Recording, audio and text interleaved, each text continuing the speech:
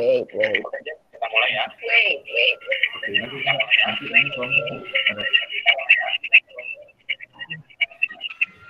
Salah satu di mute, Jess, soalnya feedback ntar. Oke. Yang mana yang ini di mute? Men. Yang ini udah aku mute kan?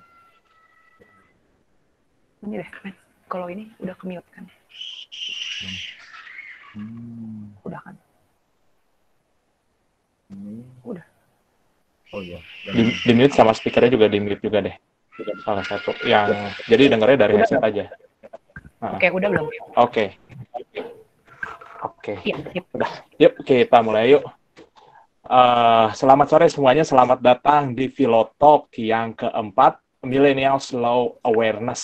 Jadi, acara webinar ini diselenggarakan oleh Filoid. Filoid adalah sebuah platform sharing knowledge yang bertujuan untuk tanya jawab, diskusi, berbagi ilmu, dan salah satu acara yang biasa kita lakukan adalah webinar ini. Ini udah yang keempat. Jadi sebelumnya udah sempat ada bahas UI, tentang entrepreneurship, tentang psikologi, dan saat ini kita topiknya pembahasannya tentang hukum. Dan pembicara kali ini adalah seorang ibu lawyer bernama Jessica Simatupang, SHMH, gitu. Dan untuk teman-teman yang mau sharing pertanyaannya, bisa masuk ke Filoid Room ya, filoid.id/room. Ntar di situ ada room untuk kita berdiskusi tentang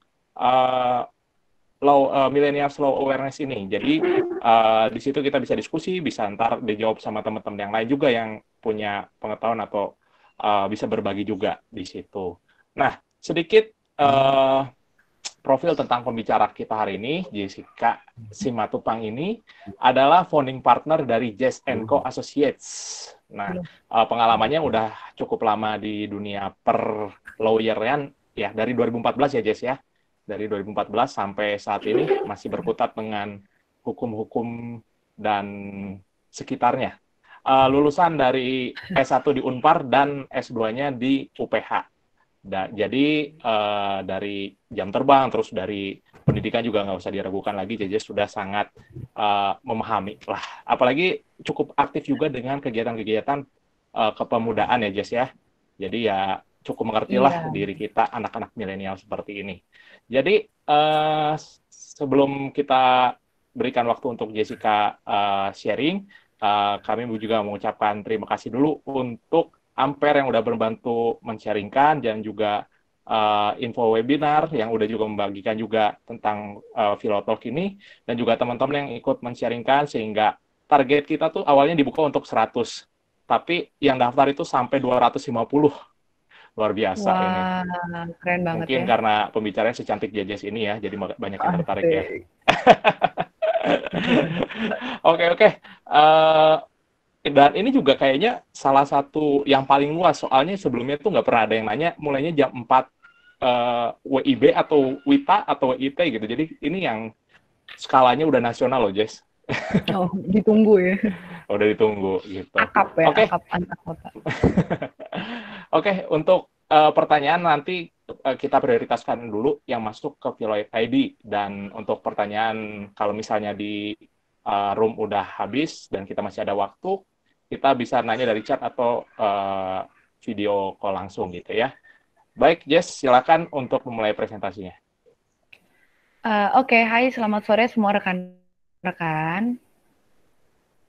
Jadi saya bersyukur banget buat hari ini bisa dapat kesempatan nih di sore hari ini buat bisa sharing sama teman-teman gimana sih generasi milenial itu di bagian hukumnya gitu. Sebenarnya ada nggak sih kesadaran setiap kita anak-anak muda yang hidup di generasi yang sekarang tuh mungkin kayak hal-hal kecil yang sebetulnya kita nggak nyangka kalau itu ternyata ada yang namanya perbuatan hukum. Sebelumnya aku juga thank you banget buat teman-teman dari Filoid ID ini yang udah bisa ngundang buat sama rekan-rekan advokat juga dari Ampere dan lain sebagainya. Oke, aku langsung aja karena aku percaya teman-teman mungkin sudah banyak banget yang mau ditanyakan atau di-sharingkan. Jadi kita bisa lihat dari slide yang pertama bahwa kita online discussion ini ya, forum tentang millennials low awareness. atau generasi milenial dan kesadaran mereka akan hukum. Oke, aku next ya. Jadi siapa sih generasi milenial? Apa sih maksudnya tuh siapa-siapa aja gitu. Aku angkat dari sedikit teori dari Mannheim yang bilang bahwa generasi ialah konstruksi sosial sekelompok orang yang dengan histori yang sama, terus mengalami peristiwa yang sama dengan kurun waktu yang sama pula juga gitu. Nah, studinya itu dari studi Boston. Jadi ada yang dibilang millennials itu apa sih? Jadi memiliki konstruksi ya, sosial dan karakteristik tersendiri. Maksudnya tuh gimana sih? Jadi maksudnya tuh gini, memilih membaca lewat smartphone. Terus akun media sosial tuh sebagai sarana kita komunikasi. Jelas dong ya nggak sih? Kalau dulu mungkin orang tua kita pakainya SMS gitu kan. Teleponan biasa. Terus mungkin pager dan lain sebagainya. Kalau kita kan enggak. Kita pakai ponsel lebih utama daripada televisi. Hari gini semua rekan-rekan di sini saya percaya banget lebih memilih nonton YouTube tuh, lebih nonton YouTube dari handphone daripada teman-teman nonton berita di televisi mungkin atau dan lain sebagainya.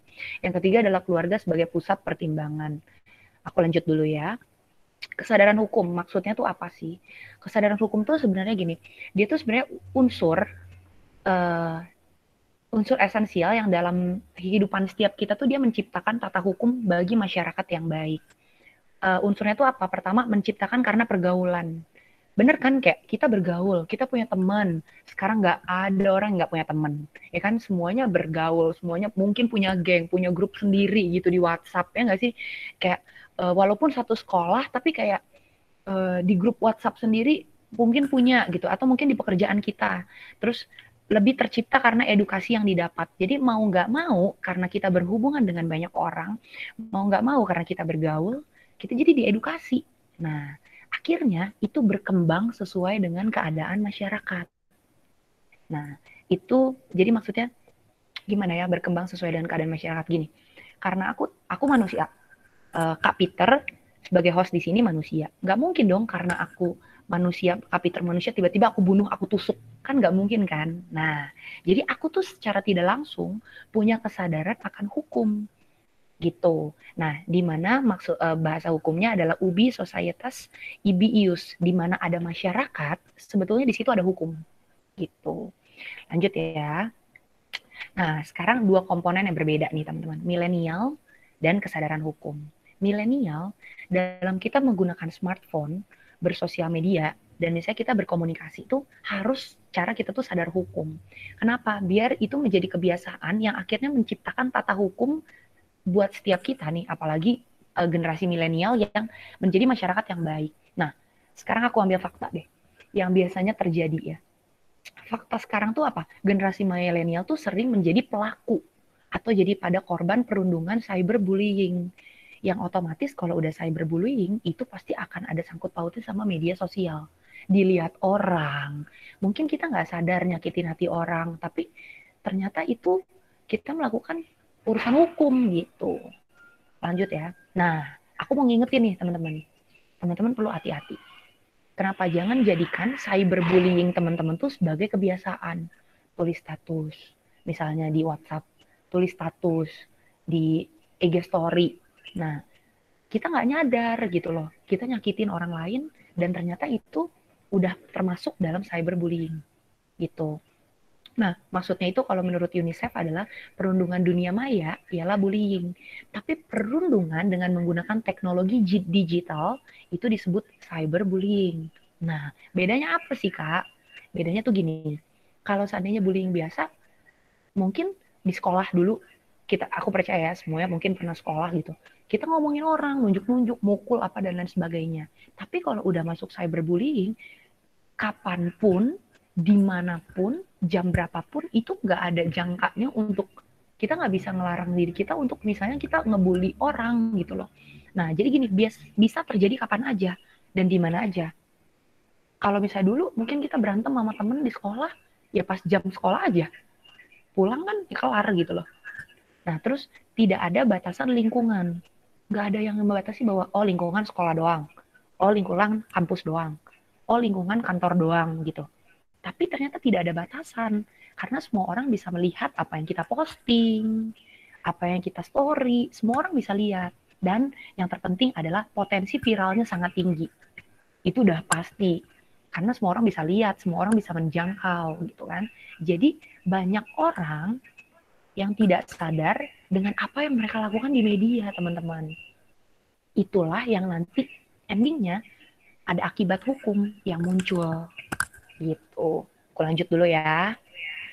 Tipe cyberbullying itu ada beberapa. Yang pertama tuh flaming, jadi pertengkaran dengan melibatkan kemarahan dan bahasa yang vulgar. Ini aku edukasi teman-teman aja ya, biar tahu gitu dasarnya gitu. Atau harassment, lanjut harassment, jadi melontarkan pesan buruk, ancaman, ayo loh. Dan atau hinaan yang kejam tapi secara berulang-ulang. Ngejek termasuk nggak kak? Iya, karena itu udah termasuk hinaan. Gendut lo, bau lo, jelek lo. Nah, termasuk kan? Lanjut, denigration atau pertengkaran dengan melibatkan kemarahan dan bahasa yang vulgar.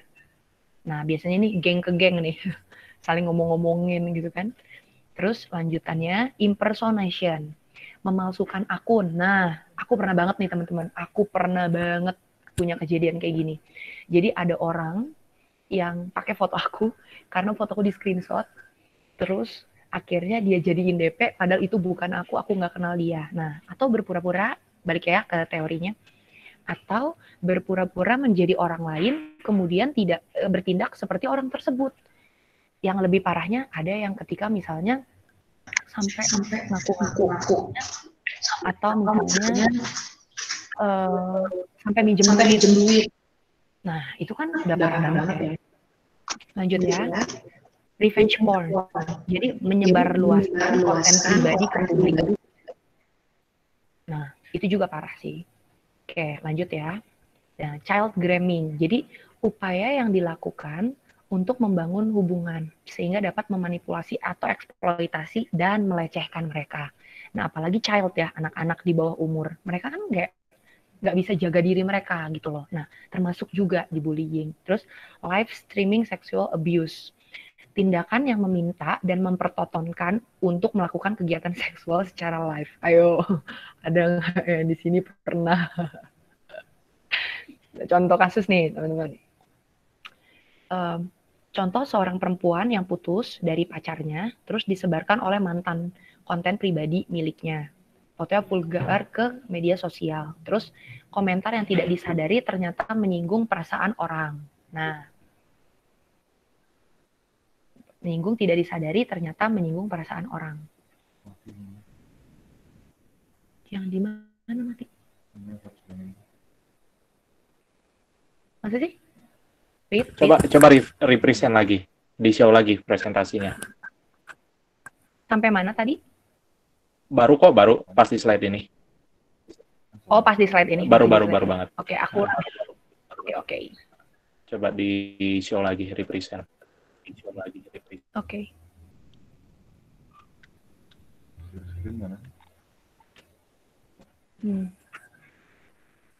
Resume nih. Klik lagi coba.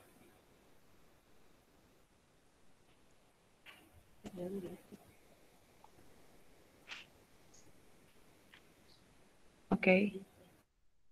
Belum sih, Jess. Oke. Iya, ya bentar.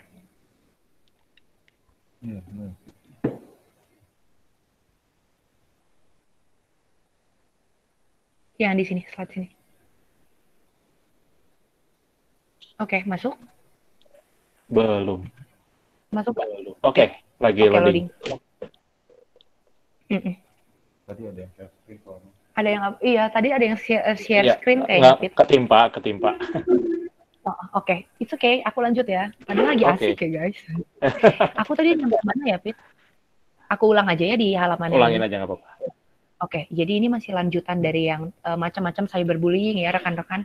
Yang aku lanjutin dari child grooming, jadi upaya yang dilakukan untuk membangun hubungan sehingga dapat memanipulasi atau eksploitasi dan melecehkan mereka. Terus selanjutnya live streaming sexual abuse, tindakan yang meminta dan mempertontonkan untuk melakukan kegiatan seksual secara live. Jadi contohnya misalnya gini, ada seorang perempuan putus nih dari pacarnya, terus disebarkan oleh mantan konten pribadinya gitu. Terus, nah makanya ini diberesin ya urusan dengan mantan-mantan, tolong. Komentar yang tidak disadari ternyata menyinggung perasaan orang. Dari tadi kayak aku udah bahas bahwa kadang-kadang kita nggak nyadar ya kalau kita nyinggung perasaan orang. Kenapa sih? Yang perlu kita perhatikan dan hati-hati adalah tidak semua orang, rekan-rekan, punya uh, self diri itu yang self defense yang baik dalam menghadapi sebuah bullying. Kalau dia nggak terima, kita nggak tahu karena itu kadang-kadang mereka pendem gitu loh. Jadi akhirnya uh, kita nggak nyadar kalau kita nyakitin itu udah salah, dan itu yang biasanya terjadi di generasi milenial gitu. Lanjut ya. So, apa yang harus dilakukan? Jika misalnya kita menemukan konten yang berbahaya atau misalnya udah berbau-bau memang tentang kerana hukum. Yang pertama adalah screenshot coba teman-teman. Agar itu menjadi bukti laporan gitu. Dan yang kedua, jangan bales. Nah, generasi milenial kekalahannya adalah membales yang orang lakukan. Misalnya di story, diledek, atau disindir. Nggak tahan nih, nggak kuat. Bales nyindir lagi, ya nggak sih? Kayak nggak mau lah, enak aja. Nah, bales. Sama aja bohong. Yang kedua, report atau blok akun. Ini tuh kejadian, ini tuh poin dimana aku pun melakukan ketika aku tahu bahwa waktu itu aku tahu IG-ku sama orang dipakai foto aku gitu, tapi untuk akun dia gitu. Yang keempat adalah bicara dengan orang yang kita percayai atau orang terdekat, contoh keluarga. Orang tua perlu tahu gitu loh teman-teman, atau pacar atau teman yang memang setidaknya itu informasi tidak sendiri gitu loh teman-teman, tapi ada yang backup, bisa backup lah. Nah, kalau perlu teman-teman bisa lapor ke kepolisian terdekat atau sentra pelayanan kepolisian terpadu atau SPKT. Gitu aja sih yang paling simpel. Oke, saran aku buat teman-teman. Aku pengen memberikan beberapa solusi kecil supaya kedepannya generasi milenial yang sadar bahwa sekarang kehidupan kita tuh bisa berakibat hukum. Yang pertama adalah kenali dulu audiens kita siapa. Nah, kita harus tahu nih yang nge-follow kita tuh siapa aja. Yang ada di dalamnya itu siapa aja. Kita harus tahu nih di grup kita itu ada siapa aja. Orang-orangnya seperti apa. Nah, yang kedua, kita tempatkan diri kita dalam posisi orang lain. Contoh, kita nggak mau ngeledek, kita nggak mau nyindir. Nggak usah lakuin. Simpel kan? Nah, lalu yang ketiga, perlakukan semua orang tuh sama pentingnya. Jadi nggak ada yang, oh dia penting, ini enggak, itu enggak. Bukan. Tapi coba karena kita sudah memposisikan diri kita di posisi orang lain, so kita harus perlakukan bahwa kita juga penting. Karena kita sudah memposisikan orang lain itu ada di posisi kita, gitu loh. Nah, yang keempat, peka terhadap lingkungan. Nah, jadi terkadang tuh kita sering lupa bahwa ada orang lain di balik layar yang, oh, ngikutin IG kita nih. Oh, dia lihat IG story saya nih gitu. Yang penting adalah ingat program komputer atau media sosial itu memiliki kebijakan terms and policy atau komunitas yang standar. Jadi sebisa mungkin luangkan waktu teman-teman untuk membaca. Pokoknya berhati-hati lah di bagian itunya. Oke, aku cuma mau bacain pasalnya aja karena ini semua tertera dalam dasar undang-undang yang ada. Yang pertama pasti Undang-Undang Dasar Republik Indonesia ya teman-teman. Ada juga dari Undang-Undang Perlindungan Anak, ada juga dari SK-nya kepolisian tentang ujaran kebencian. Hati-hati nih. Terus ada pasal-pasal yang ada di KUH Pidana, pasal 289, pasal 296, pasal 282, pasal 285, pasal 532. Lalu pasal 30, pasal 35 tentang hak asasi manusia. Terus pasal 4 ayat 1 tentang pornografi, pasal 1 ayat 2 Undang-Undang Republik Indonesia nomor 13 tahun 2006 tentang perlindungan saksi dan korban. Terus pasal 27 tentang Undang-Undang ITE, lalu pasal 310, pasal 311, pasal 317, pasal 318, semuanya ada di KUH Pidana. Nanti teman-teman bisa searching atau bisa baca. Yang penting aku cuma pengen bagikan sharing aja sore ini, oke? Gitu aja dari aku. Terima kasih sebelumnya teman-teman sudah bisa mencek dan melihat daripada presentation aku sore hari ini. Saya kembalikan kepada host. Oke. Terima kasih Jess untuk sharingnya, sangat bermanfaat, insightful banget buat kita nih. Karena ya zaman sekarang tuh kayaknya hampir nggak mungkin gitu ya kita jauh dari namanya media sosial, dari Betul. uh, apa gadget kayak gitu. Jadi kayaknya itu gampang banget terpapar, apalagi kan sekarang generasi milenial itu udah masuk usia yang cakap hukum ya, Betul. udah harus paham gitu tentang apa yang kalian share di medsos tuh bisa berdampak hukum gitu. Oke, Jess, itu mungkin tulisannya bisa dimatiin dulu biar kita bisa kelihatan wajah sebagai narasumber kita. Oke. Ini udah ada banyak banget pertanyaan di room nih yang ngebahas. Mungkin kita pembahasannya nggak bakal cuma mencakup dari milenial dan juga hukum, kesadaran mereka akan hukum, tapi juga tentang sebagai seorang judges gitu ya, yang sebagai sebutannya founder juga ya, founder dari firma hukum gitu, tentang bagaimana Iya. memulainya gitu. Ada pertanyaan-pertanyaan seperti itu. Jadi kita berharap bisa belajar cukup banyak dari Men, JJS soal hal ini. yang HP matiin aja. Oke, pertanyaan pertama ini dari Foni. Apa yang paling penting untuk harus dilakukan agar generasi muda bisa melek hukum? Karena sepertinya kan hukum ini dipersoalkan sama orang-orang yang udah dewasa aja. Apa? Gimana? Coba ulang, Pep. Apa yang paling penting untuk dilakukan agar generasi muda ini bisa melek hukum gitu? Mungkin kan edukasi hukum di sekolahan tuh nggak terlalu kencang gitu ya, nggak terlalu banyak banget, kecuali udah masuk ke perkuliahan gitu, kuliah hukum juga gitu. Sedangkan di kuliah juga kita sepertinya nggak sadar juga ada hukum yang bisa mengenai kita gitu. Kayaknya suara Peter nggak ada ya? Masih suaranya. Kedengeran nggak? Coba Pit, boleh ulang nggak? Tes. Cobain ulang Pit, maaf. Jadi ini aku mau matiin dari HP. Oke. Tes.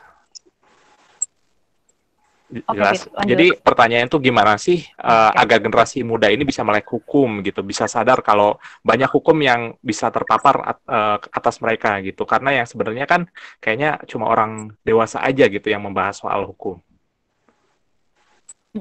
Kalau menurutku sih gini, sebenarnya bukan dibilang tentang orang dewasa aja ya yang akan sadar hukum gitu, tapi kalau kita sudah mulai gini deh, orang udah punya KTP. Berarti kan dia udah dibilang bahwa dia tuh udah menjadi orang Indonesia yang sah secara hukum nih. Ya nggak? Simpel aja. Nah, kalau seandainya kita udah diakui sama negara, udah punya KTP, udah punya SIM, berarti artinya secara tidak langsung kita harus paham bahwa semua akibat yang kita bisa lakukan dalam kehidupan kita, itu punya akibat hukum. Gimana caranya kita sudah melek, balik lagi ke diri kita sendiri. Karena buatku gini, kalau seandainya kita udah sadar, diri kita nih udah masuk cakap hukum. Secara KTP kita sudah terdaftar, secara SIM kita mungkin sudah punya. Jadi dasarnya adalah ketika kita sudah diakui sama negara, kalau kita udah benar-benar menjadi warga seorang negara yang memang jelas gitu di bidang hukum, di kehidupan di Indonesia gitu. Berarti dari situ kita harus sudah mulai punya pikiran dewasa nih. Mindset yang dimana kita harus mulai berpikir bahwa dengan adanya KTP membuktikan kalau gue nih udah dewasa.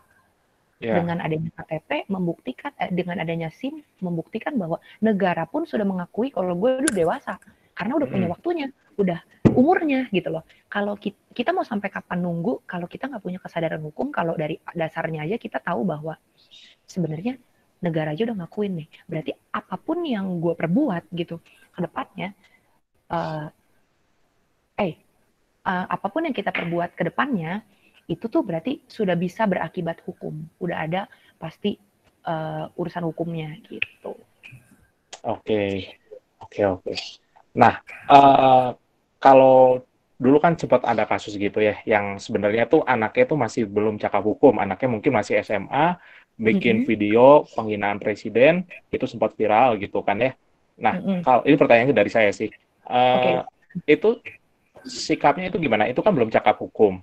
Apakah dia akan dihukum atau gimana? Kena aturannya kayak gimana kayak gitu? Kalau dia tuh seingatku karena memang dia belum cakap hukum ya, dan memang belum dibilang bahwa umurnya cukup, itu udah pasti dasarnya dari Undang-Undang Perlindungan Anak. Itu udah pasti banget. Karena dia tuh Itu yang kasus tahun berapa sih? Lupa. Pokoknya itu ya menghina Presiden Jokowi gitu ya, dan viral juga gitu. Tapi kayaknya nggak di nggak kelihatan gitu akhirnya endingnya gimana, dihukum berapa tahun gitu. Itu mungkin karena Kalau perlindungan anak itu ya. mungkin kalau untuk dipersalahkan sih prosedural hukumnya pasti aku percaya banget itu bakal jalan. Cuman mungkin tidak ke blow up. Itu aja sih, Fit. Hmm. Karena memang dasarnya itu adalah Undang-Undang Perlindungan Hukum. Jadi penegakannya itu secara diversi yang tidak melalui pengadilan. Biasanya gitu. Apalagi dia anak kecil kan gitu. Nah, jadi dikembalikan ke orang tuanya. Balik lagi juga peran orang tuanya nih untuk maksudnya ngejaga, nge-maintenance, memelihara, yang kayak gitu-gitu penting juga gitu. Kalau untuk tentang kesadaran hukum, karena kita berbicara saat itu yang Peter tanyakan adalah anaknya memang di bawah daripada usia, maksudnya masih kecil lah gitu. Betul, betul, betul. Oke, ini ada pertanyaannya menarik, cukup panjang dari Immanuel Riyadi. Oh, aku Dengerin kenal baik-baik ya. Immanuel Riyadi. Hai Oh, kenal. Immanuel. Kenal, FH Unpad, Oh, gitu. ketua Pertanyaan PMK. gini, menurut kakak, dengan adanya perkembangan era digital sehingga tahun 2019 mulai dikenalkan dengan istilah virtual lawyer. Apakah virtual lawyer menjadi tantangan dalam artian saingan bagi para calon lawyer, yaitu kaum millennials, ditambah lagi adanya pandemi corona sehingga dikhawatirkan banyak masyarakat memilih jalur virtual? Itu pertanyaan pertama. Mau dijawab dulu atau gimana? Panjang ya, Immanuel panjang kayaknya. Ada 3 tanda tanya, berarti 3 pertanyaan. Karena memang dia anaknya keren, Immanuel. Oh, gitu. Mau lanjut dulu pertanyaannya atau mau dijawab dulu? Nggak usah deh, aku jawab dulu, nanti aku lupa sama jawabanku ya kan. Sama pertanyaannya. Yang pertama, enggak lah, enggak takut tersaingan. Karena hukum itu kan sosial ya. Jadi mau nggak mau ya nggak bisa secara virtual menurutku. Jadi memang karena luas banget, jadi kalau untuk secara virtual kayaknya enggak deh, enggak, maksudnya ya enggak, maksudnya gimana ya? Ya karena dia luas dan dia memang sosial, jadi aku nggak takut tersaingi ketika ada misalnya virtual lawyer gitu. Karena gimana-mana yang namanya lawyer itu mungkin teman-teman dan Immanuel juga biar tahu bahwa kan lebih berbicara hubungan lawyer sama klien, touching, trust. Jadi ada beberapa poin yang memang nggak perlu pakai virtual dan memang kita harus ketemu dan meeting soul-nya tuh biar ada gitu lah. Itu sih Pit, yang pertama. Oke. Kalau balik yang tadi itu di komen tuh pada jawab kasus itu 2018, Jess. Gitu. Jadi masih lumayan anget lah ya. Oke, tadi pertanyaan dari Immanuel Riyadi dilanjut ya. Pertanyaan selanjutnya, menurut kakak, apakah sebagai millennials harus mengikuti perkembangan virtual lawyer? Harus mengikuti nggak? Apakah sebagai milenial harus mengikuti perkembangan virtual lawyer gitu? Ya haruslah tetap ngikutin mah, karena gini, lawyer itu harus sebenarnya bisa lebih tahu dari misalnya orang-orang yang lain, dari misalnya klien-kliennya. Jadi virtual lawyer tuh sebetulnya perlu supaya buat ngedukasi para lawyer-lawyer juga nih ke depannya bakal seperti apa. Bisa dijelasin dulu nggak virtual lawyer itu bedanya virtual lawyer dengan lawyer biasa tuh gimana? Apakah saat ketemu dengan klien diskusinya secara virtual di situ aja atau gimana, Jess? Enggak sih, mungkin virtual lawyer aku sih nangkepnya lebih ke mungkin karena sekarang memang lagi pada musim COVID gini, jadi mungkin touching-nya atau meeting-nya mungkin ya by meeting Zoom atau by Google Meeting. Tapi gini, kalau untuk kita berbicara nantinya di hukum acara, aku percaya banget pidana tuh nggak bisa virtual lawyer sih, karena maksudnya sidangnya tetap offline gitu ya? Betul. Jadi memang karena apalagi pidana tuh kan dia dikejar sama waktu, P21 dan lain sebagainya gitu. Jadi memang mau nggak mau ya tetap harus datang lah sidang gitu. Ya mau nggak mau tetap harus datang, walaupun nanti misalnya terdakwanya di rutan misalnya gitu, tapi kita tetap sidang, tetap ada tatap muka. Cuman ya tetap lakukan protokol yang pemerintah aja sih gitu. Oke. Nah, pertanyaan terakhirnya, menurut kakak, apakah sarana dan prasarana baik itu pemerintah, pengadilan, badan, orang-orang terkait, dan sebagainya sudah siap untuk menghadapi fase ini, dan persiapan seperti apa yang seharusnya dilakukan untuk virtual lawyer ini? Kalau untuk dibilang siap sih belum, karena ini dadakan banget. Dengan adanya virus ini tuh memang dadakan banget gitu. Jadi ya tapi bersyukurnya gini sih, dengan adanya virus ini, maksudnya dengan ada COVID-19, jadi membuat kita gerak cepat. Ya nggak sih? Mau nggak mau kita Mm-mm. harus belajar. Mau nggak mau yang tadinya nggak punya Google Meet jadi punya Google Meet. Yang nggak punya Zoom meeting jadi punya Zoom meeting. Tapi akhirnya ternyata ada dampak gitu kan. Jadi Mm. kalau untuk ditanya sekarang yang misalnya di pengadilan dan lain sebagainya, karena mungkin dadakan, jadi tidak ada persiapan gitu loh, Pit. Betul. Aku percaya kalau memang ini nanti dari awal, supaya nanti ini adalah awal, supaya nanti mungkin ke depannya jauh lebih baik, mungkin nanti ke depannya akan jauh dipersiapkan lebih baik gitu sih. Karena ini dadakan aja, mau nggak mau kan Mm-mm. gitu. Ya mau nggak mau juga harus dihadapin. Kenapa? Iya, dan Oke, regulasinya juga mungkin akan pasti ada perubahan gitu. betul, betul. Tapi ini ada yang nanya juga di komen nih, biar tahu dulu nih, KJJS ini tuh fokus hukumnya di mana supaya bisa tanya sesuai expertise-nya KJJS gitu. Kalau aku tuh, aku MH bisnis dulu. Dan aku memang suka sama hukum yang berbau dengan perusahaan. Karena apa? Karena PR-ku ke depan. Ada orang yang kerja jadi lawyer, pegang case, mungkin pidana, perceraian mungkin, uh, perdata, one prestasi, dan lain sebagainya. Itu mah mungkin warna daripada setiap lawyer. Tapi kalau aku seneng sama yang berbau-bau bisnis. Kenapa? Karena apalagi sekarang kan bisnis karena COVID jatuh. Mungkin pada butuh orang kayak aku nih. Yang paham hukum, tapi paham bisnis, Bo. Oke. Karena aku Jadi seneng bisa Bang. kontak Jess Betul. Co ya. Asik. Karena aku memang tipenya orang yang seneng punya PR ke depan. Apalagi sekarang kita lihat, ya bisnis jatuh lah. Itu mah udah gak tutup mata. Semua orang tahu itu gitu. Mm-mm. Aku seneng nih, apa nih konsep baru yang aku harus bikin. Aku harus bantu. Misalnya, apalagi sekarang online kan jadi berkembang banget gitu kan. Tuh. Nah, kayak gitu sih. Ya. Jadi gitu ya. Jadi kalau yang teman-teman mau nanya, bisa di Filoid, bisa Corporate tanya lawyer ya, dengan betul. Corporate corporate lawyer ya, layer. ada yang nanya. Corporate lawyer ya, betul. Bisa tanyanya di Filoid ID, ntar bisa berdiskusi juga oleh teman-teman semua di sana, nggak cuma JJ yang menjawab. Kalau misalnya ada teman-teman yang dengan background hukum, bisa tanya juga di Filoid, Betul. tanya dan jawab di Filoid Room itu. Oke, pertanyaan selanjutnya dari Chun Ditya, ini dari Filoid Room ya.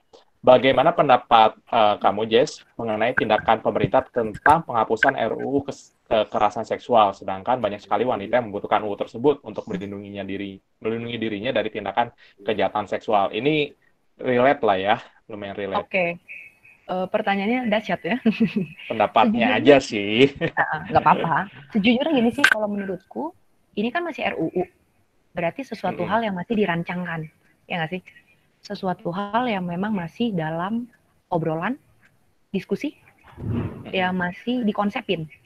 Jadi dia belum Betul. tercetus dan terlahir buat jadi sebuah undang-undang yang baru, buat jadi sebuah landasan yang baru di negara kita. Jadi kalau buat aku, kalau ditanya bagaimana pendapatnya, karena aku kalau ke ilmu politik kurang suka sih. Jadi kalau menurutku karena ini masih rancangan undang-undang, jadi aku cuma pengen ngelihat bahwa sebelum jadi mereka buat mencetuskan ini untuk jadi undang-undang, mereka action apa lagi nih?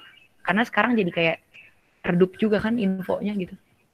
Jadi karena ini masih dalam rancangan undang-undang, jadi menurutku itu sesuatu hal yang memang masih dikonsepkan gitu. Kecuali kalau ini udah jadi undang-undang, aku berani ngomong nih, ini kenapa gini segala macam gitu. Tapi kalau menurut JJ sendiri, perlu nggak itu Apa tuh? RUU ini tuh? RUU kekerasan seksual ini? Ya perlu sih supaya buat menjadi pepadanan daripada Komnas Perempuan lah ya. Karena kita juga punya menteri pemberdayaan perempuan kan. Gitu. Jadi kalau ditanya perlu untuk jadi padanan. Untuk perlindungan juga terhadap perempuan gitu sih. Iya. Oke, pertanyaannya menarik ya ini ya. Terus pertanyaan ini anonim. Bagaimana masa depan hukum dan integrasinya dengan teknologi? Misalnya bagaimana apabila fakta persidangan dapat dinilai dan disimpulkan oleh sistem? Gimana nih? Kira-kira bagaimana masa depan hukum dan integrasinya dengan teknologi? Misalnya masa depan apabila hukum dan fakta integrasinya dengan teknologi. Oke, terus? betul. Misalnya bagaimana apabila fakta persidangan dapat dinilai dan disimpulkan oleh sistem gitu. Lu suara Peter hilang. Halo. Suara Peter hilang, Pit. Tes. Ulang, Pit. Ulang, maaf. Jadi ini pertanyaannya anonim ya. Bagaimana masa depan hukum dan integrasinya dengan teknologi? Misalnya bagaimana apabila fakta persidangan dapat dinilai dan disimpulkan oleh sistem. Apakah mungkin kayak gitu atau gimana? Kalau untuk dibilang harus dinilai sama sistem sih enggak ya, karena penilaian itu pasti harus dari orang fisik ya, orang manusia gitu. Karena contohnya gini, di pengadilan itu kalau teman-teman tahu, sekarang tuh kalau katakan daftar gugatan udah ada yang namanya e-court. Tapi sidang tetap sidang kok. Cuman daftarnya diawalinya dengan sebuah sistem. Ada akun lawyernya gitu. Masukin KTP dan lain sebagainya, surat kuasa, gugatan dan etc. lah gitu. Cuman tetap pada waktu sidang kita tetap harus datang.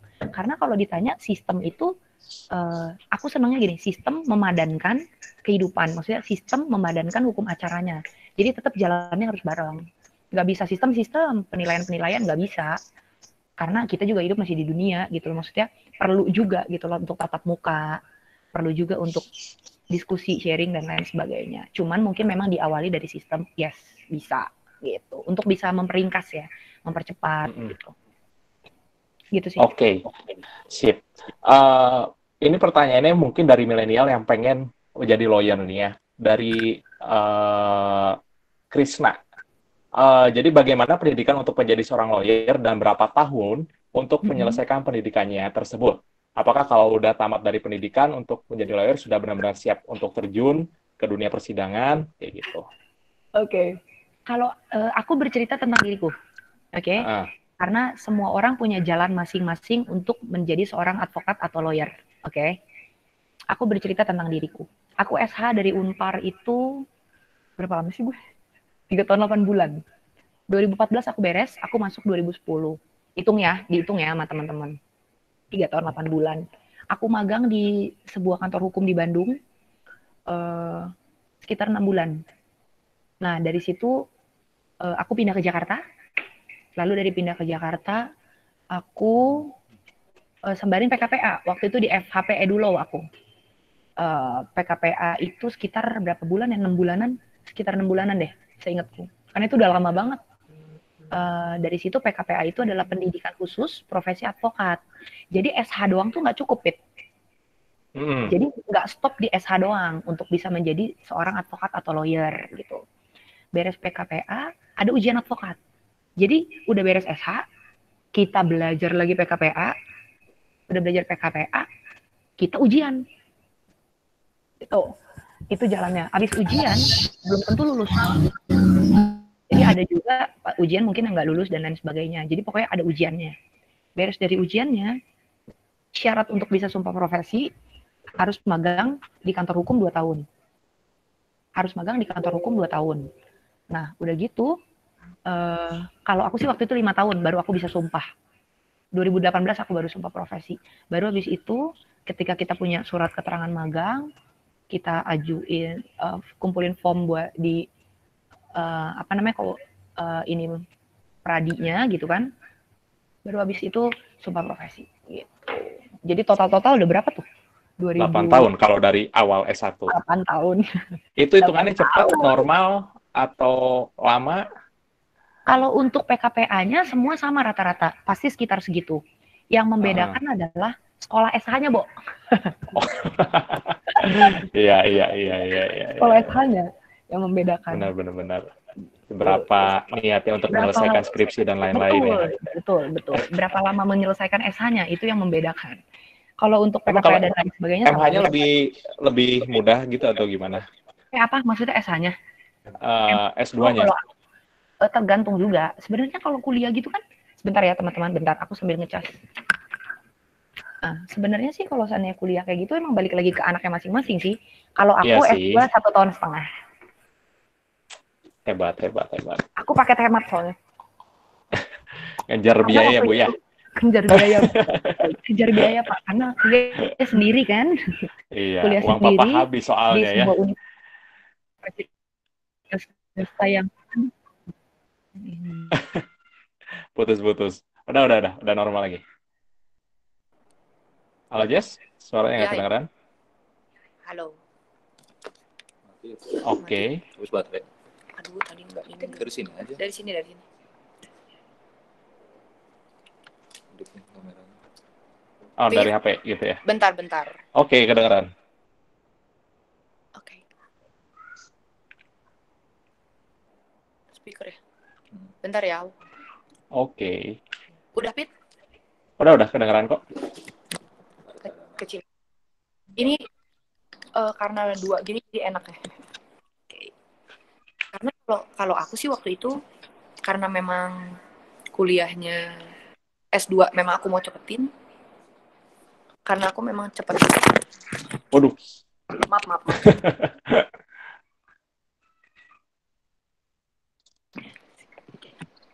Karena waktu itu mau cepetin kuliah sih.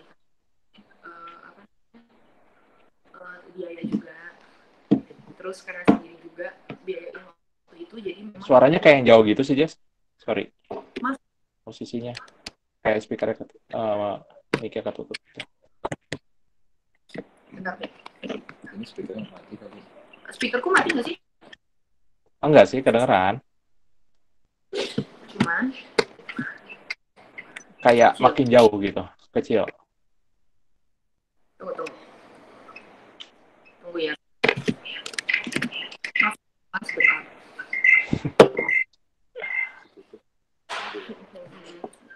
Pakai headset lagi aja coba. Ya bentar.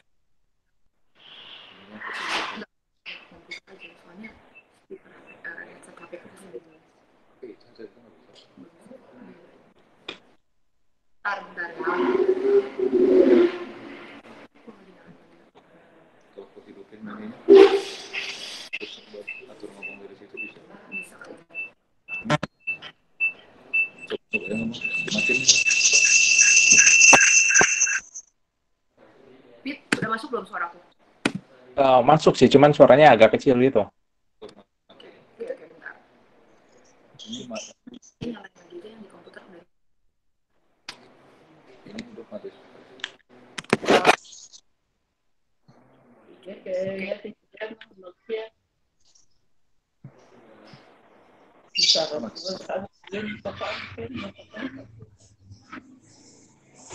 Namu ya yang bisa masyari. Namu ya yang bisa masyari. Mana sih?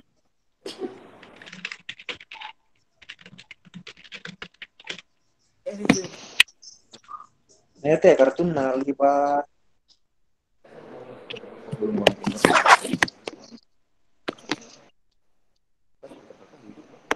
Speakerku hidup kan padahal. Udah, ya hidup. Ini rada jelas sih, karena dekat ya. Ini rada dekat pakai. Tar dulu. Aku pindah ke komputer aja deh, komputerku udah nyala kok. Oke. Wait ya, bentar ya teman-teman. Ini set. Oke.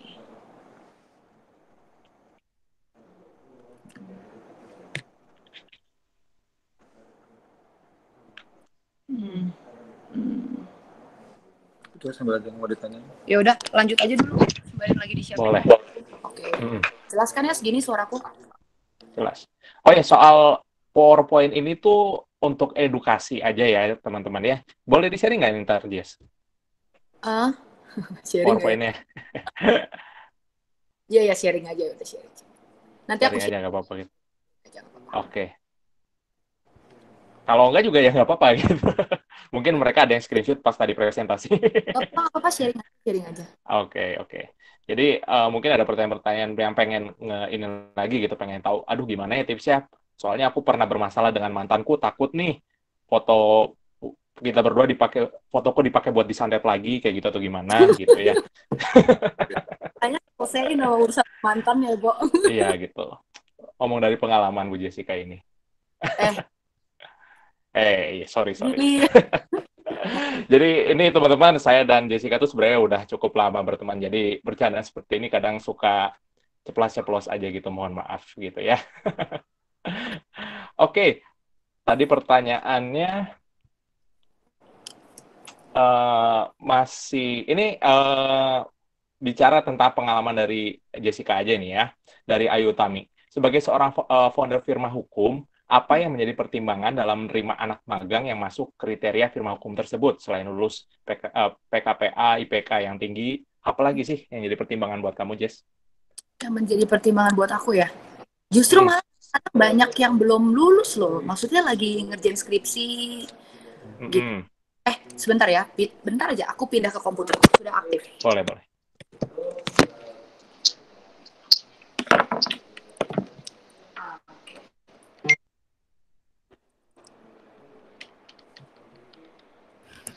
Oke. Buat HP-nya coba dimatiin dulu itu. Ya, oke.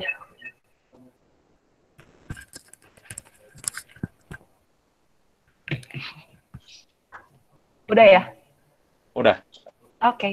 Jadi kalau pertimbangannya malah bahkan banyak yang belajar tuh belum pada PKPA, malah belum pada SH juga gitu. Jadi sebenarnya gini aja sih, lebih ke orangnya mau belajar. Karena yang disusahin dari anak milenial sekarang tuh teachable ya nggak sih, Pit? Jadi kayak menurutku orang malah kayak nilai atau poin daripada teachable-nya itu kurang gitu. Nah, sementara kalau orang yang namanya magang atau misalnya pengen ngikut orang lain tuh kan pasti harus mau dinolkan, ya nggak sih? Mungkin dia background-nya orang tuanya mampu, mungkin punya duit gitu. Nah, tapi kalau misalnya kayak udah kerja di orang lain atau misalnya mau belajar nih nginduk sama orang lain buat belajar, ya yang kayak gitu-gitu kan harus udah dibuang gitu. Jadi memang kriteria pertama adalah teachable. Aku senang sama orang yang teachable soalnya, yang memang mau belajar gitu. Karena sampai saat ini pun aku masih belajar, aku masih mengasah, aku masih kayak sharing gitu kan sama banyak orang atau misalnya sharing sama senior-seniorku gitu. Dan yang pasti karena ilmu hukum itu dia bersifat statis dan dinamis, jadi dia terus akan dipelajarin lah gitu, berkembang kayak gitu. Oke. Sama kalau nggak salah waktu itu pernah cerita berani ya, meskipun salah. Berani meskipun salah. Karena Iya modalnya. kan, yang penting pede dulu. Jawabannya salah. Nomor 2, yang penting pede dulu gitu. Katanya modal Enggak utama lah. gitu ya, jadi lawyer ya. Enggak lah. Itu mah orang kayak kalau gue enggak.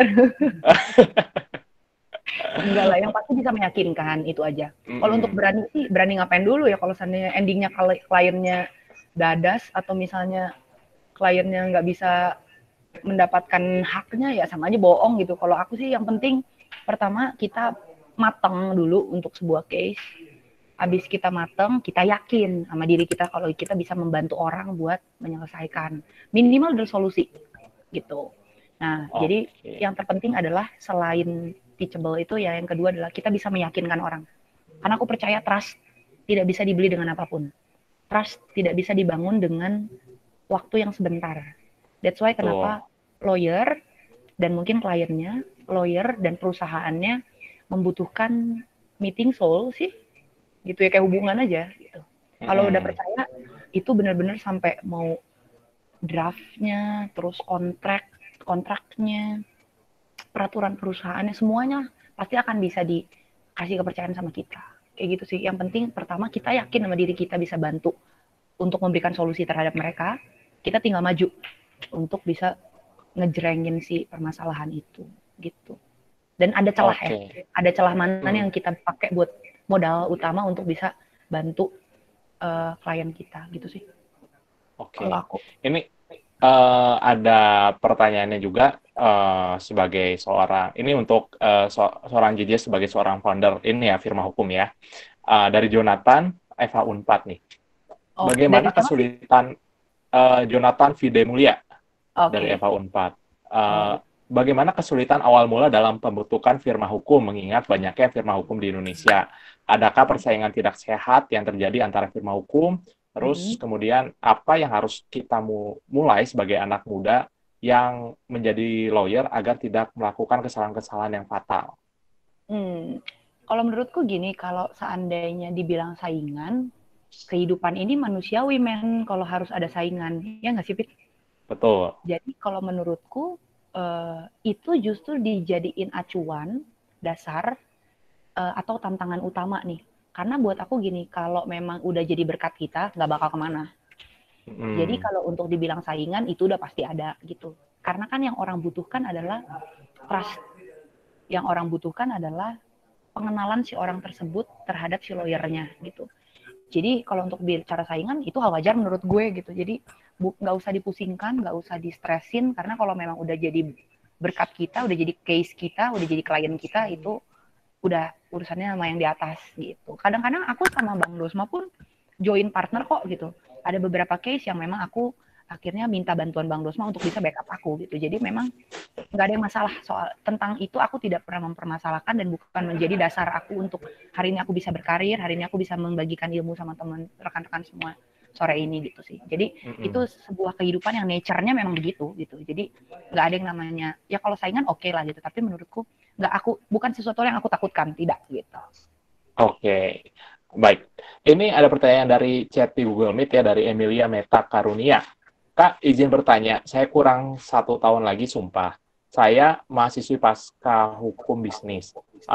Saya ingin bertanya sebagai lawyer di bidang bisnis, selain PKPA, UPA, dan sumpah, soft skill dan hard skill apa lagi yang perlu disiapkan? Sebelum jadi lawyer atau sebelum jadi sumpah? Dia kan 1 tahun lagi sumpah gitu. Jadi soft skill dan hard skill apa yang diperlukan untuk lawyer di bidang bisnis? Kalau bidang bisnis ya, kalau kamu tanya aku, karena aku MH bisnis, hard skill-nya adalah coba S2 MH bisnis. Kalau memang passion kamu terarahkannya untuk sebuah perusahaan. Karena dulu, kantorku yang dulu, kenapa aku jadi ngebet banget tentang MH bisnis, kantorku yang dulu pegangnya Sido Muncul. Jadi, mau nggak mau, kita corporate lawyer-nya dipaksa untuk on target. Tak. Jadi, kalau memang kamu menggeluti MH bisnis, belajarlah S2 di MH bisnis. Karena itu penting. Karena gini, hukum dan bisnis sebuah kesatuan yang tidak akan pernah berhenti. Kehidupannya panjang. Mungkin pidana akan selesai, mungkin. Ya, kalau orang yang nggak banyak berbuat jahat, ya kan baik-baik aja gitu. Ya kalau bener nggak? Iya. Aku pernah sekolah di Amsterdam. Penjara di Amsterdam 1 tahun isinya cuma 10 orang, Pit. Oke. Tahun isinya cuma 10 orang, Bo. Berarti membuktikan bahwa negara tersebut adalah negara yang memang membuktikan bahwa mereka sadar hukum. Sehingga mereka bisa meminimalisasikan perbuatan pidana apa yang endingnya mereka akan tanggung jawabkan di penjara. 10. Aku sekolah di Amsterdam. Satu negara atau satu kota Amsterdam aja itu? Satu negara. Karena pusatnya di Amsterdam doang. Penjaranya. Gila nggak? Saking sedikitnya orang berbuat jahat. Tapi kalau aku memang suka belajar tentang bisnis. Corporate lawyer aku senang. Aku senang buat PP. Aku senang bikin kontrak. Aku senang berhubungan dengan banyak orang. Misalnya PKS, perjanjian kerjasama. Aku senang. Itu yang akhirnya ngelatih aku. Bisa karena terbiasa. Terbiasa bahasa Inggris karena menggunakan. Terbiasa bikin legal drafting karena terbiasa untuk ngerjain pakai bahasa Inggris gitu. Ya karena akhirnya terbiasa. Sama aja kalau seandainya kita biasa belajar tentang bisnis, ya persiapan hard skill-nya adalah saranku S2 ambil MH bisnis. Kalau memang kamu pengen di bidang bisnis dan di hukum bisnis. Gitu. Soft skill-nya kalau aku bisa bagiin teachable. Corporate lawyer punya strategi dan warna masing-masing. Untuk how to treat the other clients. How to treat the other company.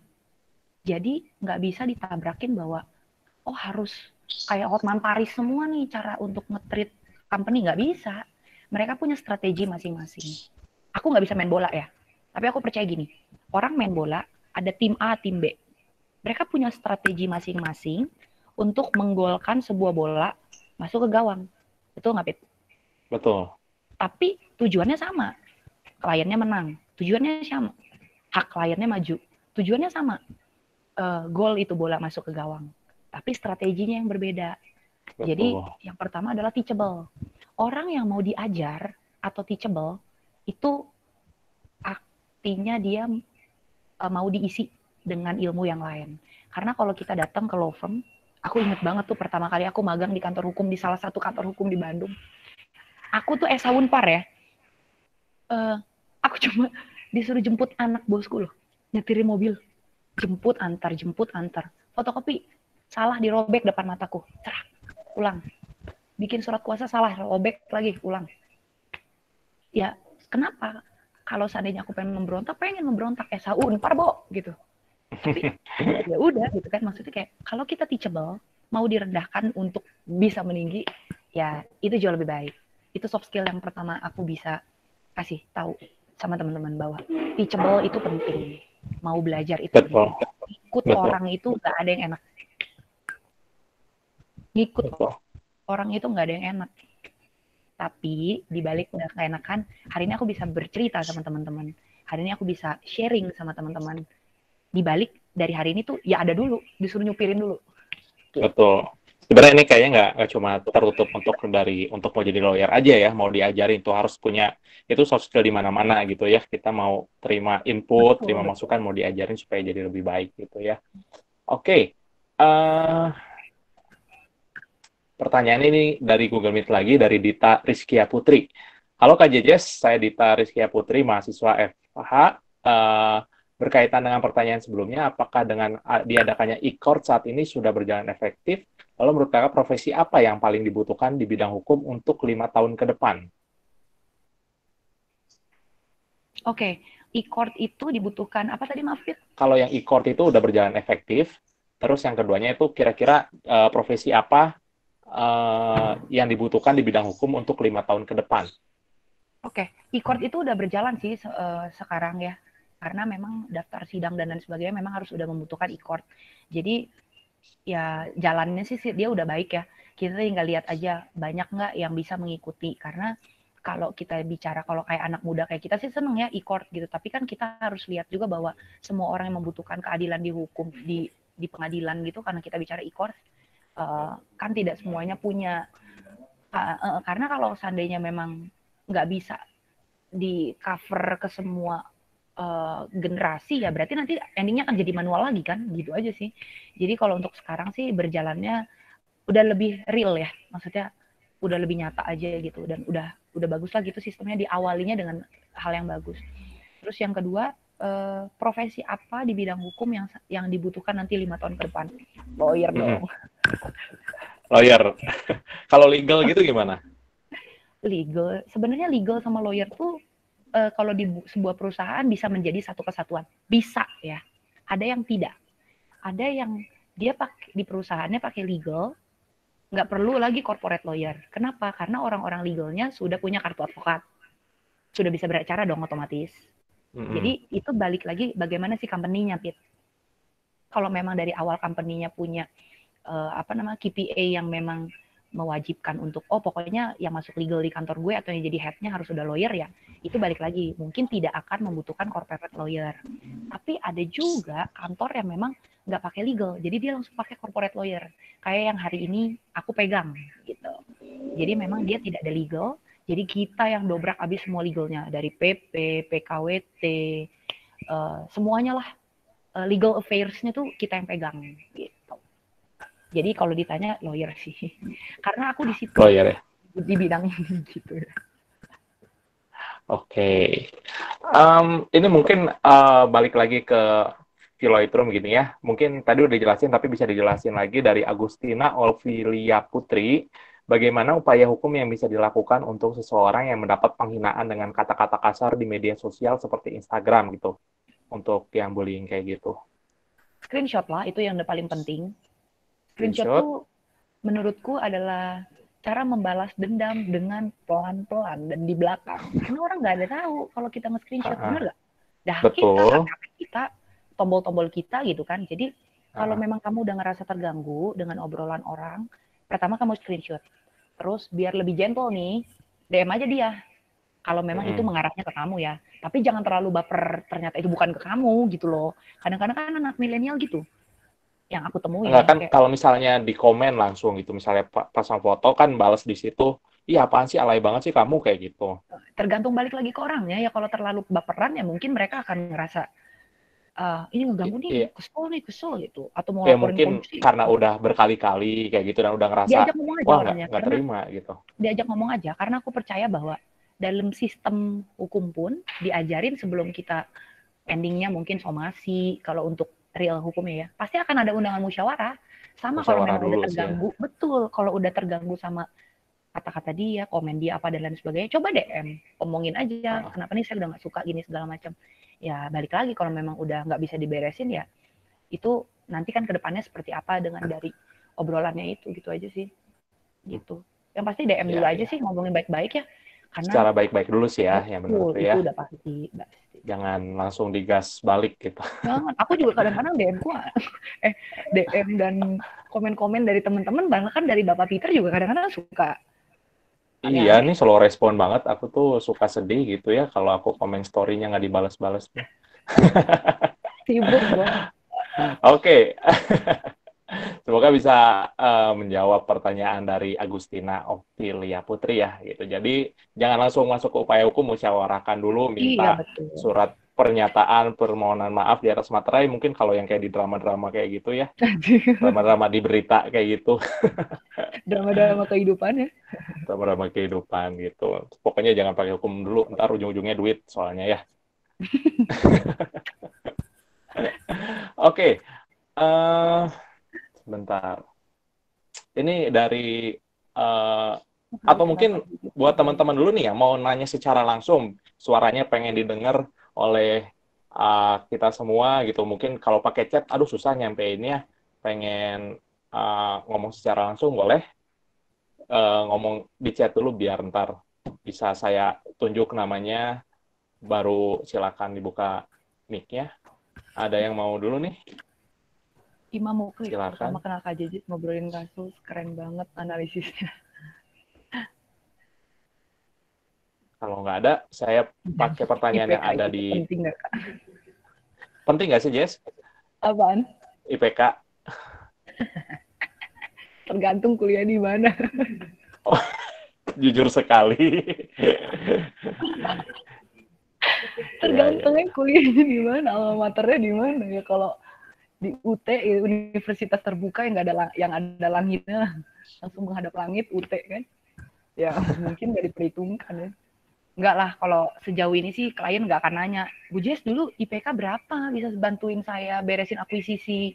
Nggak begitu Oh, sih. sih. Cuma nanya doang, Oke. skripsinya dulu apa, kayak gitu-gitu doang lah. IPK itu penting nggak Kak?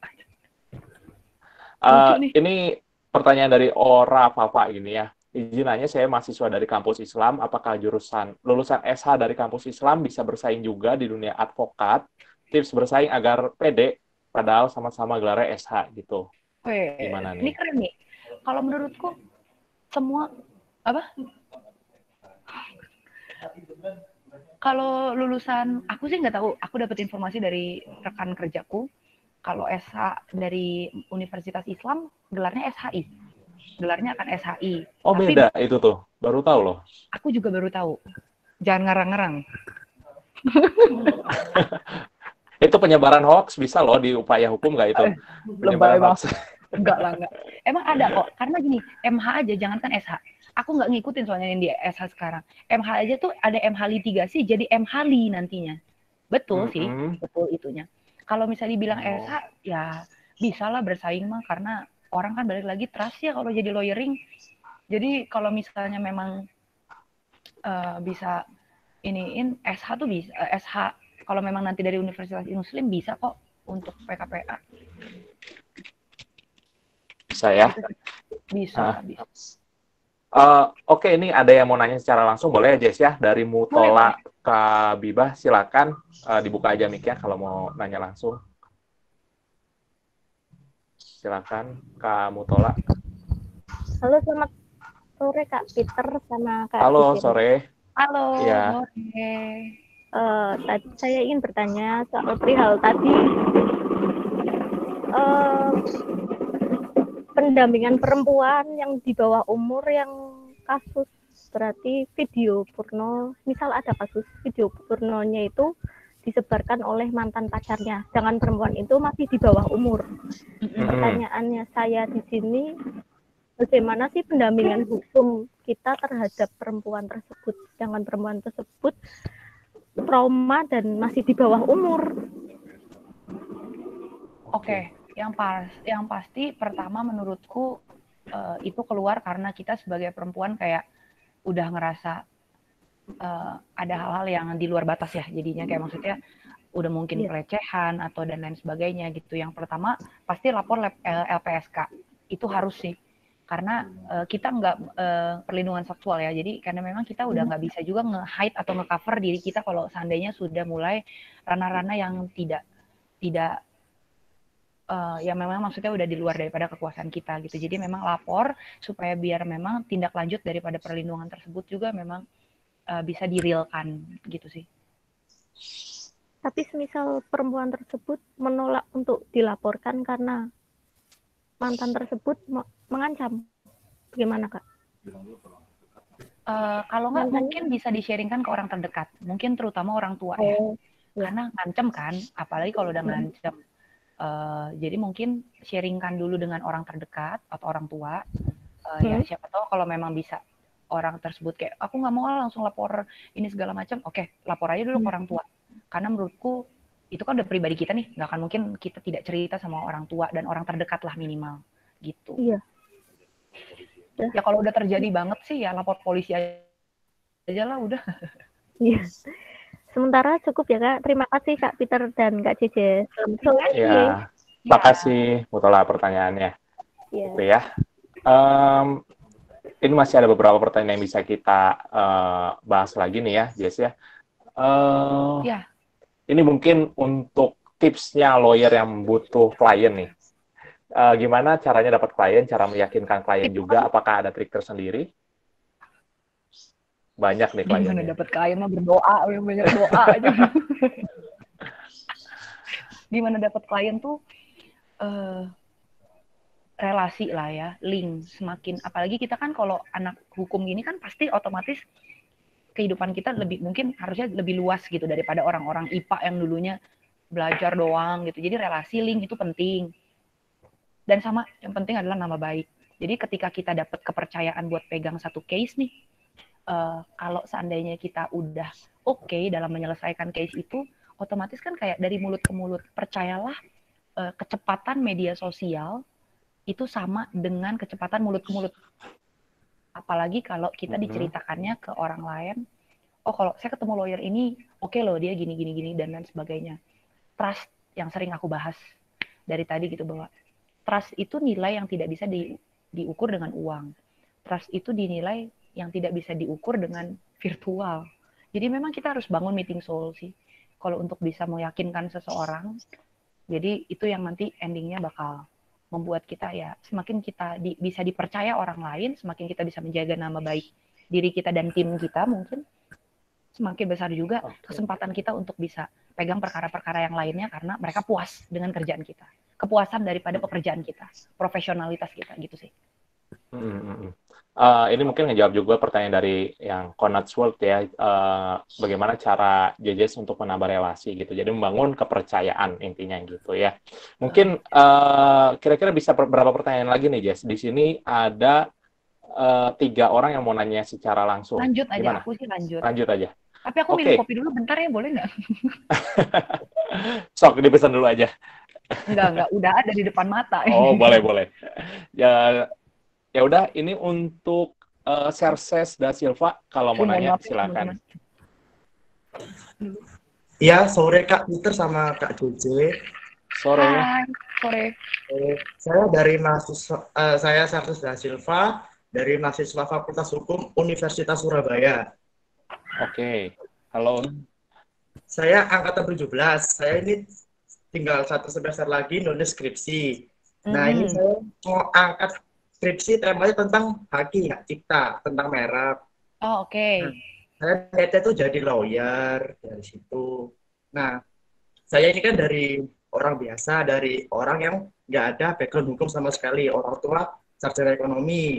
Nah, saya ini bingung Kak, jadi saya ini mau nulis skripsi tentang haki, nanti jadi lawyer, tapi saya ini IPK saya ini nggak stabil gitu Kak. Jadi pas nanti di transkripnya nggak sampai 3 mungkin Kak. Nah, apakah saya nanti lulus bisa langsung jadi lawyer, daftar di law firm atau bagaimana Kak ya? Setelah PKPA dan disumpah Kak. Tapi kamu background-nya SH kan ya? SH, saya SH. Oh, kalau SH semua bisa jadi lawyer. Dia kan nanti akan PKPA, syaratnya adalah kita sarjana hukum. Oh gitu Kak. Nanti kalau daftarnya itu ke law firm itu dilihat IPK-nya Kak ya, sama kampusnya Kak ya. Apakah skripsi juga dilihat? Kalau aku dulu, ini pengalamanku ya. Kalau aku dilihatnya bukan dari IPK, karena gini, untuk biasanya masuk ke law firm, apalagi law firm besar yang cukup oke di Jakarta ya, karena dulu aku sempat lama di Jakarta. Mereka lihat sebenarnya soft skill kita. That's why kenapa orang kalau kerja atau misalnya daftar atau misalnya mau masuk dalam sebuah law firm atau perusahaan, itu dibutuhkan interview. Ya, Biar Kak. bisa apa? Ya, lanjut, Kak. Biar bisa kita lihat juga orangnya seperti apa, cara komunikasinya bagaimana, cara dia bekerja sama seperti apa. Dan yang kayak gitu-gitu memang menjadi first impression law firm atau mungkin perusahaan-perusahaan yang di depannya tuh pertemuan pertamanya bareng sama kamu tuh kayak gimana. Endingnya sih kayak gitu. Jadi kalau ditanya, biasanya sih kalau law firm dia tidak akan nggak terlalu ini PK-nya gimana ya, ini enggak. Yang penting first impression-nya seperti apa, ada nilai lebih nggak yang kamu bisa tonjolkan nih dari kamu dibanding sama anak-anak SH yang lainnya, kayak gitu sih. Oh gitu, Kak ya. Jadi nggak termasuk IPK, Kak ya. Soalnya saya di kampus tuh kayaknya susah gitu, Kak. Kampus saya tuh terkenal susah soalnya, Kak. Oh, kampus kamu apa kalau boleh tahu? Ubaya, Universitas Surabaya. Oh, Ubaya. Oke. Iya, saya Ubaya. Ya. Enggak lah. Salah, Kak ya. Oke. Baik, Kak. Terima kasih, Kak. Peter Terima sama kasih. Makasih ya, Serses, untuk pertanyaannya. Baik. Mungkin tips buat yang lain juga yang sedang berkuliah di hukum gitu, yang minder, aduh, IPK gue pas-pasan gitu, tapi pengen tetap jadi lawyer. Ya, soft skill itulah salah satu cara untuk nilai tambah kita ya, personal value kita gitu. Ini untuk Joseph Fajar Simatupang juga mau nanya, silakan. Oh, izin hai. bertanya. Oh, Hai Halo. Horas. Perkenalkan Horas. Perkenalkan saya Joseph Fajar Simatupang.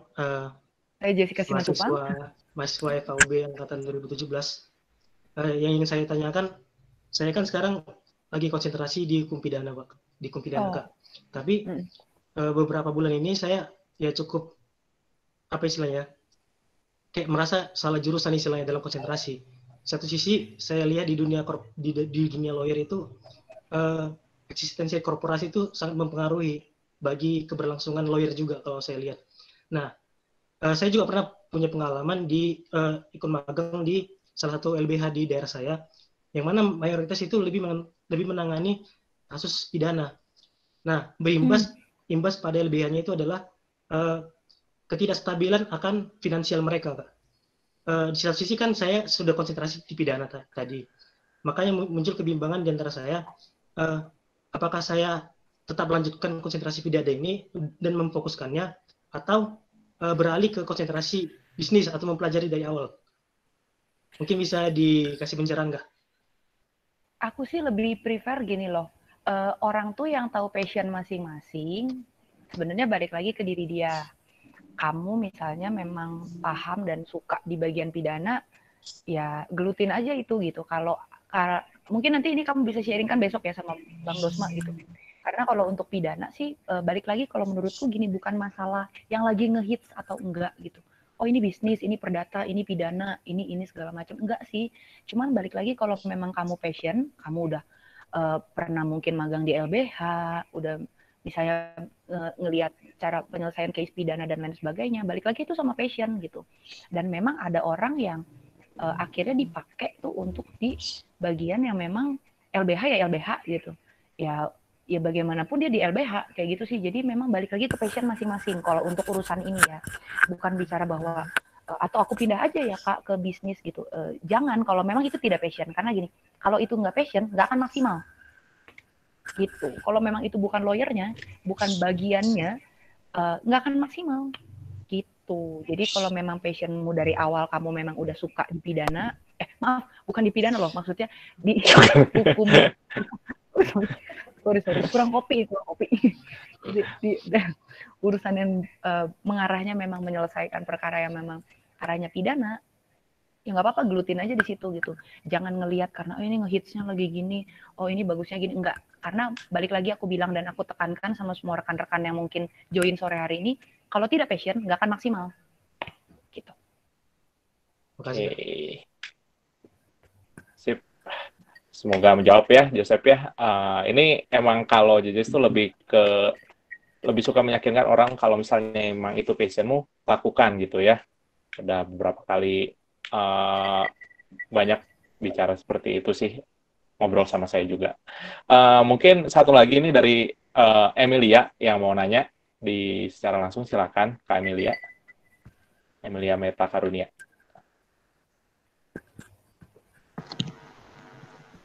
Halo Kak, Hai. Halo. Kak izin bertanya, saya itu kan sekarang sudah S2 di UGM, saya masuknya Magister Hukum Bisnis. Nah, saya sekarang sedang mengerjakan tesis tentang ketenaga kerjaan. Saya itu ingin bekerja sebagai lawyer di bidang bisnis. Nah, kemudian di era pandemi ini kan justru saingannya semakin kuat ya Kak. Nah, kira-kira soft skill sama hard skill apa gitu yang dibutuhkan selain PKPA, UPA, sama sumpah gitu. Terima Oke. kasih. Iya, sama-sama. Oke, aku jawab ya. Hard skill and soft skill apa? Yang pasti kalau hard skill adalah kita harus mulai jreng dan action untuk pegang sebuah perusahaan mungkin atau sebuah bisnis yang memang lagi drop.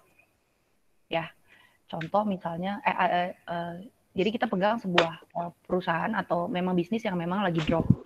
Kayak misalnya mungkin kalau sekarang tuh kayak dulu-dulu tuh kan sempet kayak mungkin kafe gitu kan pada tutup. Ya kan kita nggak bisa nongkrong, nggak bisa ngopi gitu. Dan semua itu lagi drop. Nah, coba pegang atau ambil permasalahan mereka gimana deh. Karena gini, kalau untuk bisnis yang sudah drop, itu tidak segampang kita membangunnya kembali, apalagi karena lagi COVID. Aku bagiin gini ya, aku pegang sebuah pabrik di Bandung. Yang notabene-nya adalah pabrik yang karena COVID ini stop. Karena mereka memproduksi emas. Dan kalau rekan-rekan tahu, produksi emas itu selama 3 bulan ke belakang hancur.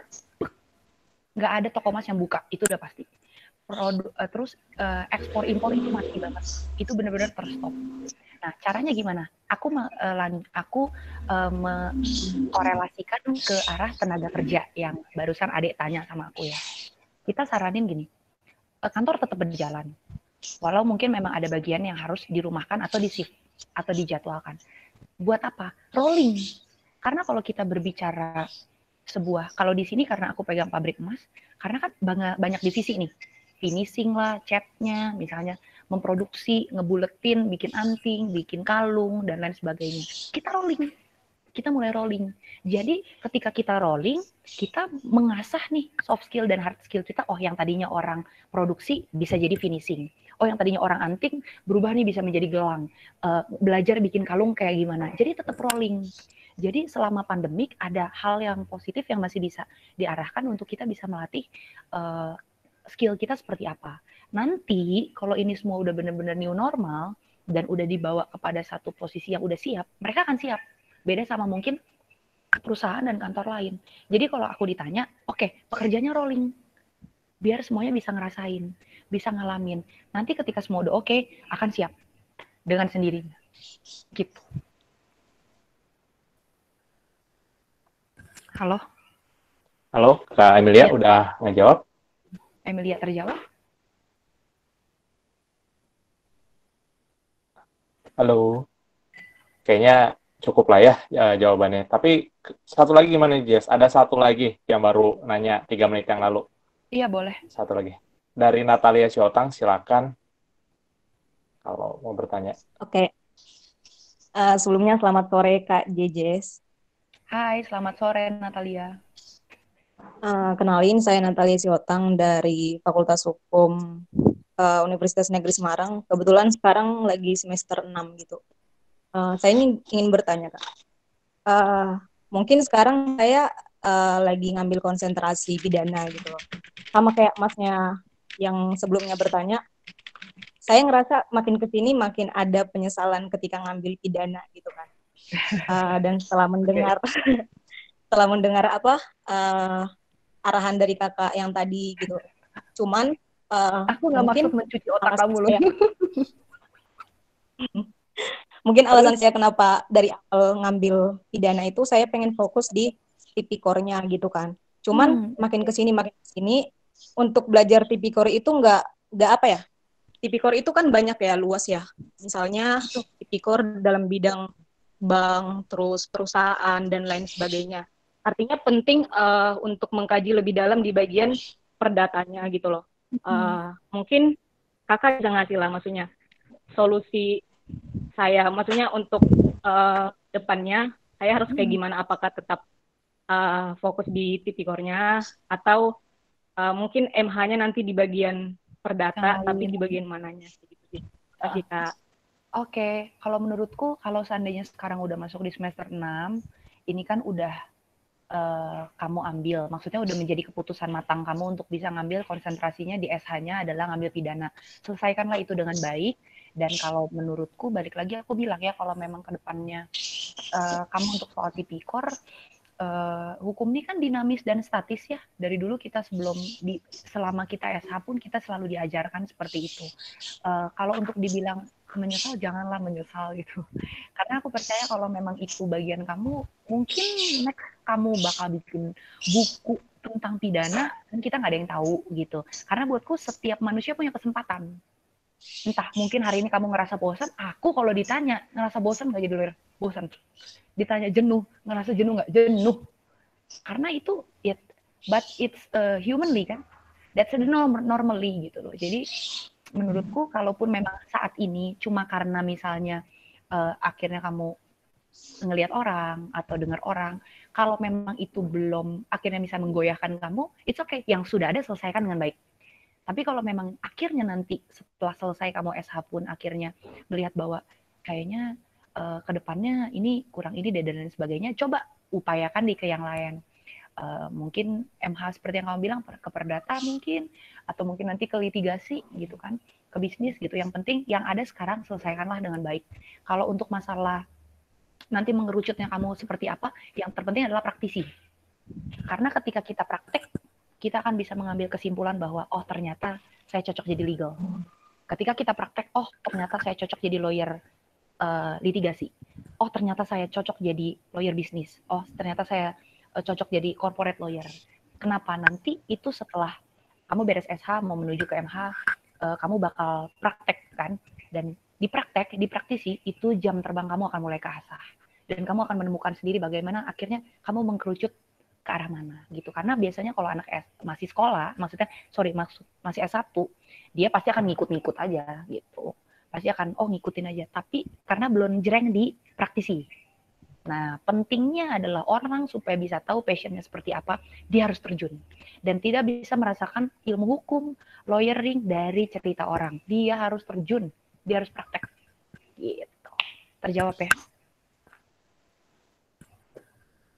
Ya Kak, mau bertanya sedikit lagi Kak. Boleh Bang? Boleh. Nah, mungkin maaf sebelumnya, sebenarnya di lain sisi saya juga pengen terjun ke law firm gitu kan, untuk belajar sambil cari relasi gitu, dan gimana melayani masyarakat gitu ataupun klien gitu. Cuman di lain sisi kayak saya bilang tadi, saya pengen fokus di tipikor, berarti kan lebih ke kejaksaan gitu kan. Cuman kita bisa lihat keadaan sekarang, apalagi berita-berita sekarang, tes CPNS itu udah ditutup semua gitu loh, dan nggak ada kesempatan untuk 2 tahun ke depan untuk CPNS gitu kan. Berarti kesempatan kita langsung ke law firm gitu loh. Cuman apakah ketika di law firm ini masih ada tahap pembinaan atau kayak gimana gitu loh Kak. Terus apalagi misalnya saya masuk ke law firm yang mungkin bidangnya salah gitu loh. Misalnya saya masuk ke kantor hukumnya Kakak misalnya, dan itu di bagian perdata tadi, bisnis misalnya, tapi saya kan udah lari banget gitu loh, nggak ngerti sama sekali gitu loh. Nah, apakah nanti dibimbing atau kayak gimana, atau tetap sama aja, maksudnya diarahkan sesuai dengan proker dari law firm yang tadi gitu Kak? Gimana, Kak? Biasanya gini, kalau kita bicara law firm yang ada di Jakarta ya, dia tuh nanti akan punya bagian sendiri. Jadi misalnya litigasi, misalnya corporate. Nah, nanti kalau seandainya memang teman-teman misalnya dirimu di tes, nanti kalaupun memang misalnya diarahkannya ke yang litigasi, nanti akan diarahkan ke litigasi, diarahkan ke corporate, akan diarahkan ke corporate. Cuman kalau seandainya untuk di law firm, nggak akan mungkin langsung tiba-tiba ditinggal sendirian untuk bikin legal contract, bikin legal drafting, legal opinion, nggak mungkin. Pasti akan ada tim. Dulu aku berawal dari junior associate malah, paralegal. Ya benar-benar kayak dikerjain habis lah. Bikin legal opinion, salah sedikit robek, ganti bahasa Inggris lo jelek, gitu. Sekolah di mana dulu, digituin. Dari junior associate nanti akan naik jadi associate lawyer. Dari associate lawyer naik lagi jadi senior associate lawyer. Tetap ada tahap. Dan menurutku gini, kalau memang ke depannya mungkin 2 tahun ke depan tidak ada lowongan jadi CPNS, entah jadi jaksa, entah jadi hakim, coba persiapkan dan atur mindset kamu hari ini. Mungkin misalnya kamu masuk ke law firm, itu adalah pembekalan kamu buat nanti misalnya kalau memang itu rezeki kamu nih ya, untuk menjadi CPNS di jaksa atau di hakim, ya hari ini kamu dipersiapkan. Jadi ketika jreng nanti kamu tembus hakim atau tembus jaksa, ya itu udah jadi bekal kamu nantinya gitu sih. Atau enggak ke pos bakum gitu mungkin. Betul, di planning lebih dalam ya Kak ya. Di planning kan kenapa? Berarti lebih lebih di planning gitu Kak. Iya, karena kalau kita di bidang hukum memang harus punya planning. Harus punya planning. Kalau aku dulu kenapa akhirnya terjun jreng untuk mempraktisikan jadi lawyer tuh, aku selalu punya prinsip hidup gini ya, aku sekalian bagiin sama rekan-rekan. PDCA. Plan, do, controlling, action. Kita pasti punya plan semua, orang hidup. Target nikah, target S2, target SH, ya kan? Semua pasti punya plan. Do, kita udah punya rencana nih, kita action, kita ngelakuin apa supaya planning kita ini dilakukan. Belajar dong, pengen jadi lawyer, plan. Do-nya apa? SH lah, jelas. PKPA lah, jelas. UPA lah, jelas. Bener kan? Controlling. Nah, selama kita udah lakukan do ini, udah SH, udah PKPA, maksudnya kita maintenance-nya kayak apa? Kita kontrol. Oh, IP saya segini. Oh, kalau saya mau masuk ini harus begini. Oh, kalau saya harus CPNS harus begini.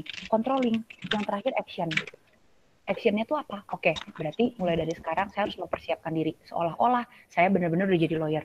Saya akan ikut. Bos saya mau gimana? Saya akan nurut ketika saya mungkin ada di surat kuasa dan lain sebagainya. Jadi kalau untuk kedepannya, yang aku bisa bagikan sama rekan-rekan sore hari ini, mau kita jadi lawyer, mau kita jadi hakim, mau kita jadi jaksa, mau kita jadi legal, mau kita jadi corporate lawyer, semua harus punya PDCA. Plan, do, controlling, action. Gitu. Oke, mantap nih sharingnya untuk menyiapkan segala sesuatunya ya Jess ya, untuk planning PDCA. Kok kayaknya nggak pernah di-share sih kalau misalnya kita lagi apa gitu, ngumpul-ngumpul.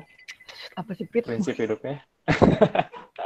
Oke, teman-teman, makasih yang udah ikut nanya untuk webinar hari ini. Jangan lupa besok jam 4 sore kita masih ada webinar lagi dengan Bang Dosma ya, seorang yang spesial untuk KJJS itu ya Bang Dosma ini. Pengalamannya juga banyak, kita bisa bakal belajar banyak juga. Jadi mohon maaf nih kalau pertanyaan kita yang nggak kejawab hari ini, besok coba ditanyakan lagi dengan Bang Dosma. Mungkin bisa dapat insight, bisa dapat opini yang baru, bisa lebih mencerahkan juga. Pokoknya jangan lupa besok jam 4 sore waktu Indonesia Barat. Linknya bakal di-share di email dan juga di grup WhatsApp, jadi stay tune. Ada lagi yang mau ditambahin, Jess, untuk kata-kata penutup? Oke, dari aku sih terima kasih banyak, karena buat aku, dengan teman-teman mau menyediakan waktu untuk bisa sharing, untuk bisa saling kenal, saling belajar, dan tahu dari setiap hukum itu seperti apa, itu udah appreciate banget buat teman-teman semua. Boleh tepuk tangan dulu dong di lamannya masing-masing. Thank you semuanya.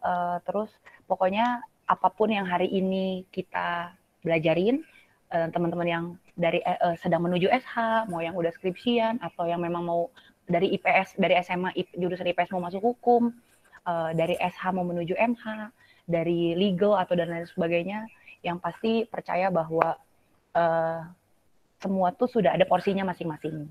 Jadi nggak usah lihat bahwa kalau orang lain kayak gini ya kita kayak gini, nggak usah.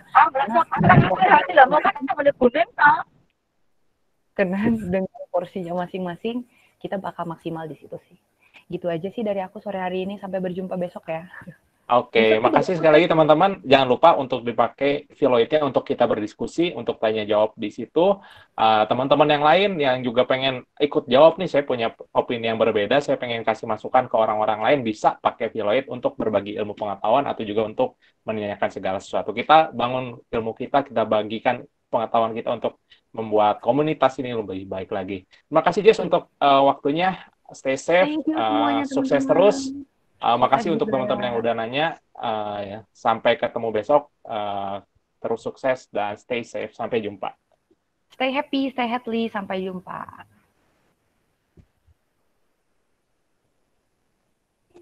Yeay.